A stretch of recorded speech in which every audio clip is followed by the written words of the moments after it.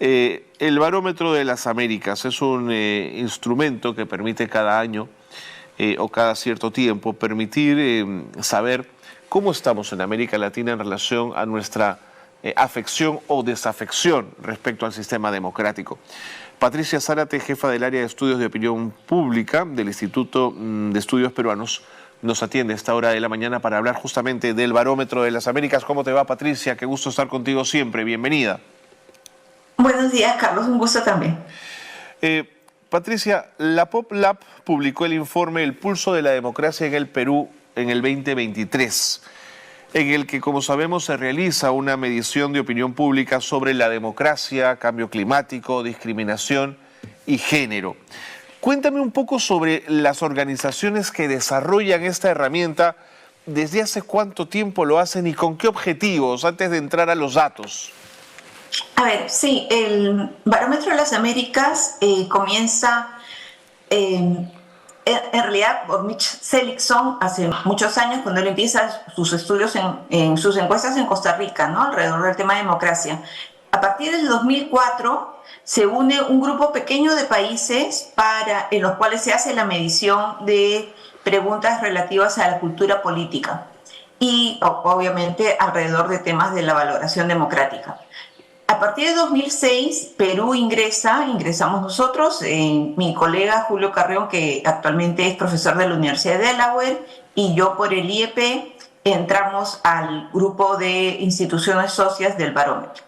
Esta dinámica ha cambiado un poco en los últimos años, pero el IEP todavía sigue siendo responsable de la difusión de los resultados.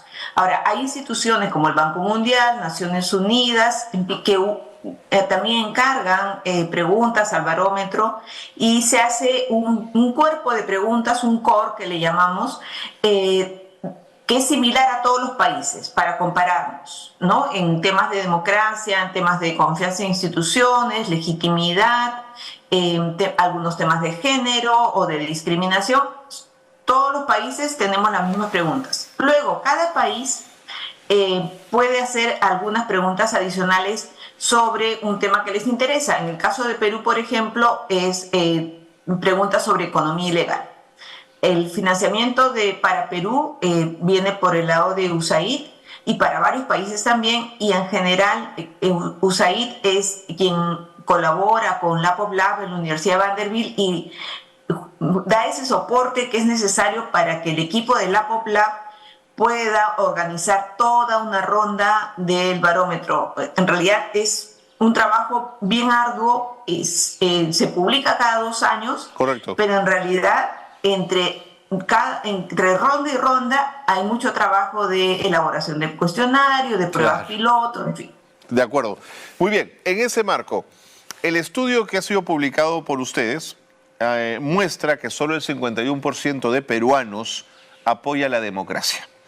¿Qué dice este resultado frente a los estudios de años anteriores? Desde el año 2006 en que comenzó a hacerse esta medición, ¿el número mejora, el número empeora o el número se mantiene, Patricia? En realidad es más o menos constante, porque cuando empieza en 2006 es una ronda especial, porque se hace en un momento entre la primera y segunda vuelta de las elecciones de 2006. Entonces, es un momento en que hay mucho interés. Siempre en época electoral aumenta el interés en la política y alrededor del tema. Pero en el año 2008, en el año 2012, tiene picos de aumento de la afección democrática, pero luego vuelve a los niveles, se mantiene igual. O sea, no ha cambiado entre 2017 y 2023, no ha variado el apego democrático. Digamos, los números más altos fueron entre 2006 y 2008 y entre 2012 y 2014. Entonces, pero después de eso no ha variado sustancialmente el apoyo a la democracia como un régimen, ¿no? O sea, no con cómo funciona, que es otra cosa, ¿no? De acuerdo. Patricia, y en la región, los países líderes en apoyo a la democracia, ¿cuáles son los 3 primeros? Uruguay, Costa Rica y Chile. Uruguay, Costa Rica y Chile, de acuerdo. Uruguay y Costa Rica casi siempre están por encima del resto, ¿no? ¿Y Chile cambia? ¿Se mueve más? Chile, Chile tiene indicadores parecidos a temas o sea, detestan la política, los partidos políticos y todo, pero se mantienen con un apego Sí. democrático mayor al nuestro, ¿no? De acuerdo, de acuerdo. Ahora, el estudio registra la cifra más alta desde el 2008 de ciudadanos que aseguran que un policía les pidió un soborno. Esto me parece gráfico y preocupante. La confianza hacia la Policía Nacional muestra una cifra alarmante donde solo el 29% asegura confiar en esta institución. De cada 10 peruanos, solo 3 creen en su policía, Patricia. Sí, pero no ha variado mucho tampoco la percepción sobre la policía. En realidad, si uno ve toda la serie, empezó en 2006 con 27%. Y la confianza más alta la tuvo en el año 2021, que también el año 2021 es una ronda muy especial porque es post-pandemia, Claro. en que las fuerzas del orden, tanto la Fuerza Armada como la policía y todas las instituciones también aumentaron su confianza frente a la ciudadanía.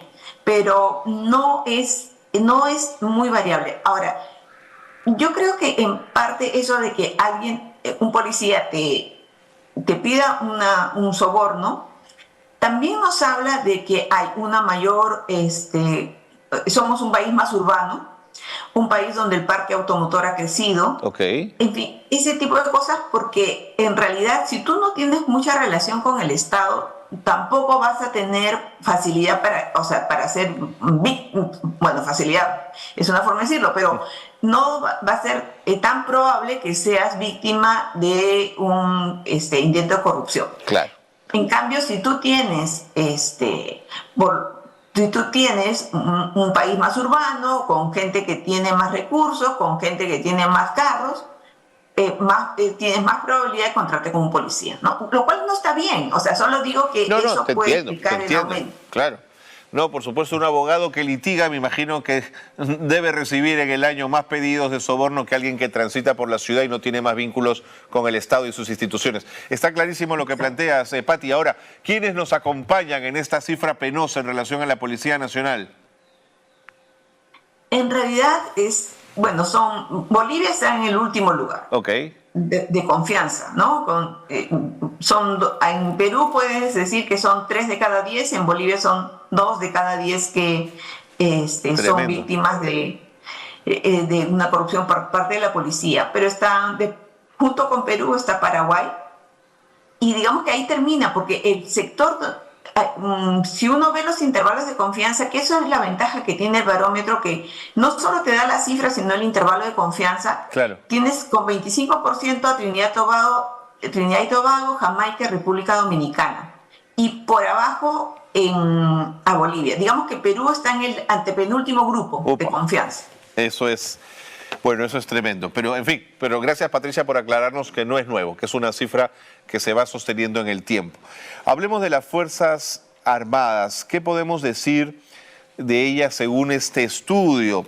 Por ejemplo, me adelanto un poquito a tu respuesta y entiendo que este estudio ha determinado que las poblaciones quechuas y aymaras tienen una menor confianza hacia las Fuerzas Armadas que el resto de la población.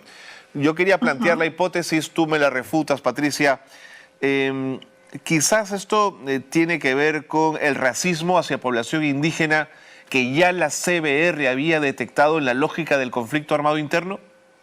Sí, me parece una explicación muy plausible, ¿no? O sea, ahora hay que entender también que lamentablemente estas cifras se aplican justo cuando hablamos de regiones afectadas por las protestas o quechos y aymaras, son grupos muy pequeños, sí, que no impactan en el promedio nacional. Sí.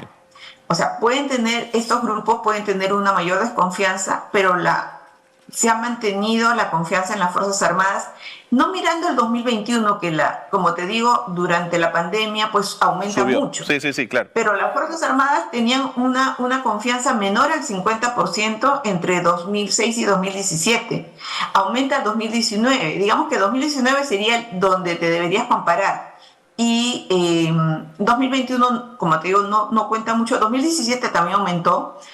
pero como que regresa al punto. Y ese es uno de los temas que quizá por eso no impacta tanto en Lima, solo impacta en algunas noticias o en algunos grupos Claro. que están atentos a la vigilancia de los derechos ciudadanos, pero tienes toda la razón, o sea, la población quechua y aymara, aparte que en buena medida son los que estuvieron presentes en las protestas, vieron Así es. nuevamente cómo se les discriminaba y cómo se las ha matado, ¿no? Buen punto, buen punto. Si me permites la postilla, cómo se les ha asesinado. Pero vaya, estamos hablando de lo mismo, Patricia. Ahora, el estudio también incluyó preguntas sobre discriminación racial en el Perú, lo cual me pareció interesantísimo. Hay un 66% que asegura no haber sido nunca discriminado, Patricia. Y a mí esta cifra me parece muy alta. ¿Será la normalización de la discriminación? Sí, puede ser eso, puede ser, o sea, primero, si no estás en contacto con gente tan diferente de ti, si no te mueves de tu lugar, a lo mejor no sucede, sucede lo mismo. Claro. Pero por otro lado también, si también hay aumentos en quienes dicen que han sido discriminados, también hay aumento. Entonces, también hay como mucha conciencia en algunos grupos de este tema, ¿no? Entonces, ahí creo que es un tema para explorar aún más. Y acá quiero destacar también, por favor, que no lo dije al inicio, los autores del informe que tienes son Arturo Maldonado de la Católica y Lucas Borba de la Universidad de Banter. Te agradezco mucho esa precisión. Los autores de los capítulos, que no los mencioné al inicio porque no hablábamos tanto del informe en sí mismo, sino de barómetro, ¿no? Pero quería recalcarlo ahora. Haces muy bien, Patricia. Todos los involucrados en estas investigaciones tan importantes y tan potentes, que además deberían ser leídas por los tomadores de decisiones en una lógica de mirar hacia adelante para resolver algunos temas de confianza, me parecen fundamentales. Patricia, tenía más preguntas que hacerte, pero el tiempo me ha ganado. Quiero agradecerte muchísimo que nos hayas acompañado y agradecer al IEP, por supuesto, por este compromiso siempre con estos temas. Te mando un gran abrazo. Muchas gracias. Ahí estaba Patricia Zárate, jefa del área de estudios de opinión del Instituto de Estudios Peruanos. ¿Qué cifras? 29% de confianza en la Policía Nacional. Y aquí la pregunta es, el ministro reunido con el director general de la policía y todos los generales de región, cuando ven esta cifra, ¿qué se dicen? A mí me interesaría saber qué se preguntan. ¿Les parece un número? Quizás ni aceptan el número, quizás les parece que viene de una ONG caviar y entonces no tienen mayor valor. Pero digamos, si fuese una institución que mira hacia adentro sus problemas con seriedad y con preocupación, esta cifra es una cifra a revertir urgente. Urgente. Pero en fin, ahí les dejo la pregunta. Sigamos conversando en redes sociales, todos están activas, ahí tienen ustedes Nativa, está en YouTube, en Facebook, en Twitter, no se me va el Twitter, en X, en Instagram, en TikTok, estamos a su disposición.